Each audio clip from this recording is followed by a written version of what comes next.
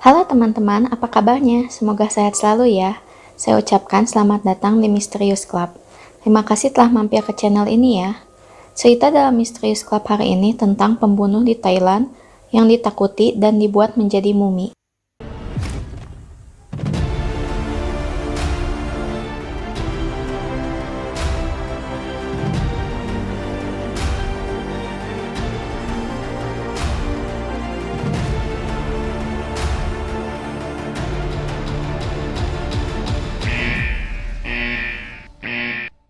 Si Ui memiliki nama asli Huang Lihui, adalah seorang tukang kebun etnis Tionghoa yang terkenal sebagai pembunuh berantai.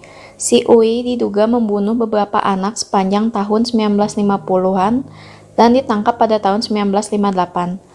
Menurut beberapa sumber, si Ui adalah pembunuh berantai pertama dalam sejarah Thailand modern hingga dijuluki Hannibal Lecter Thailand. Awal mula penangkapan si Ui. Tahun 1958, di kota tepi laut Noen Pra, Provinsi Rayong, seorang ayah bernama Nawa Bunyakan meminta teman-temannya untuk mencari putranya yang tidak kunjung kembali saat makan malam tiba. Nawa Bunyakan khawatir putranya, Sumbun, yang berumur 8 tahun hilang di hutan. Ketika sedang mencari di hutan, Nawa Bunyakan bertemu dengan si Ui. Bermaksud untuk menanyakan apakah pria tersebut melihat putranya, Nawa Bunyakan mendekat dan menyadari bahwa si Ui sedang membakar sesuatu. Ketakutan mulai dirasakan oleh Nawa Bunyakan ketika melihat ada sebuah kaki kecil yang mencuat dari balik dedaunan dan ranting-ranting pohon yang dibakar.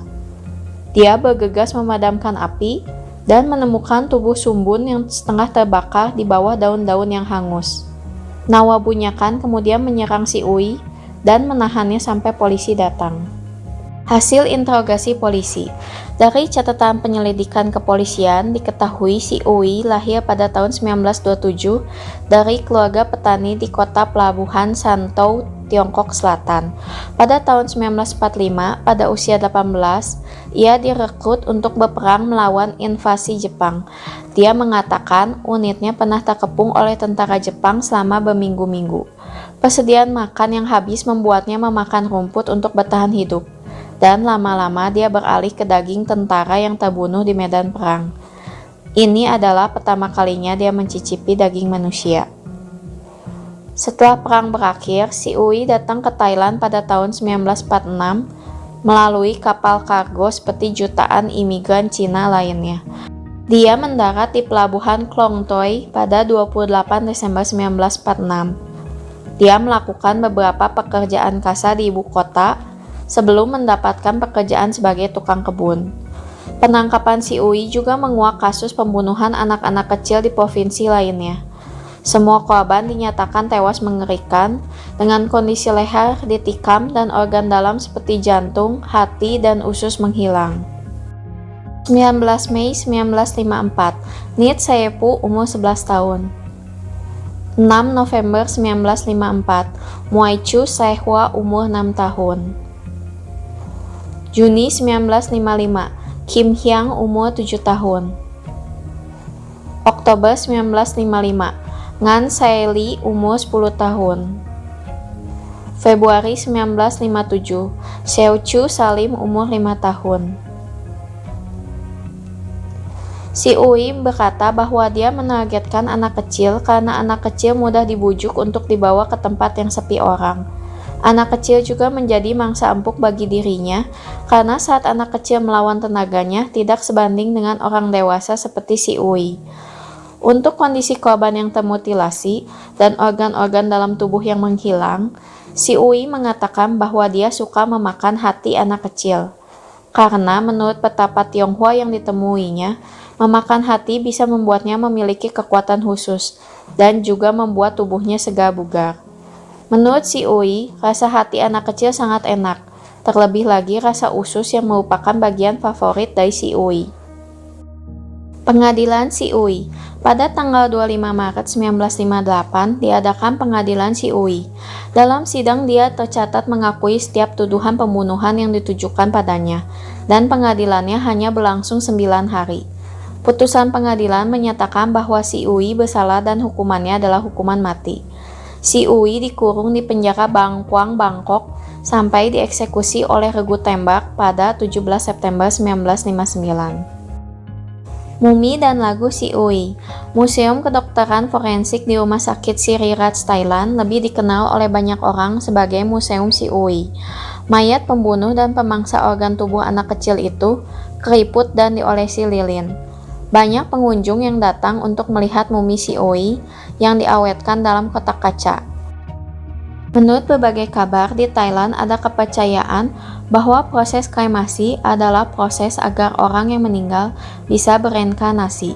Jadi, proses pengawetan mayat si Uwi adalah suatu bentuk hukuman agar dia tidak lahir kembali ke dunia. Selain itu, orang-orang juga takut bila si Uwi telah lahir kembali, maka akan membunuh dan memangsa anak kecil lagi. Tidak hanya dijadikan mumi, si Uwi juga dijadikan sebagai lagu yang sering dinyanyikan oleh para orang tua untuk anak-anak.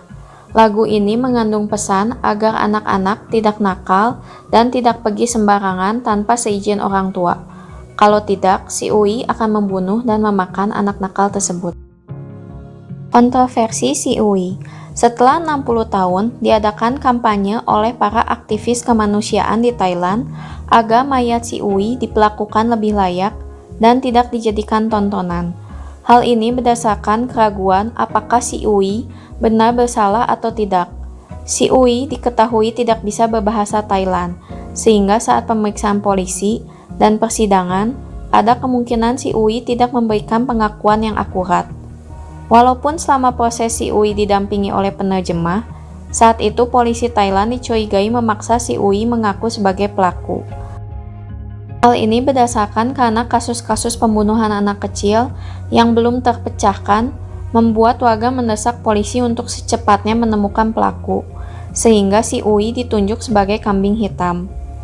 Dugaan ini juga diperkuat karena pada saat itu di Thailand banyak beredar sentimen anti-Tionghoa dan anti-imigran yang cocok dengan karakteristik si Uwi.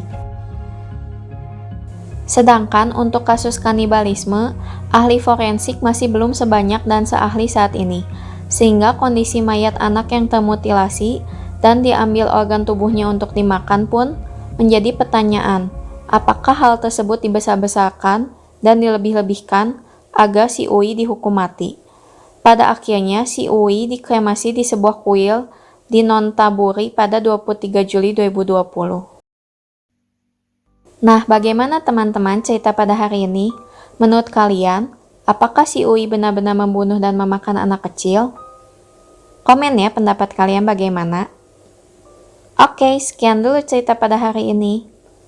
Terima kasih yang sudah mendengarkan sampai akhir. Minta tolong supportnya ya untuk tekan tombol subscribe, like, dan share. Sampai bertemu lagi di video berikutnya.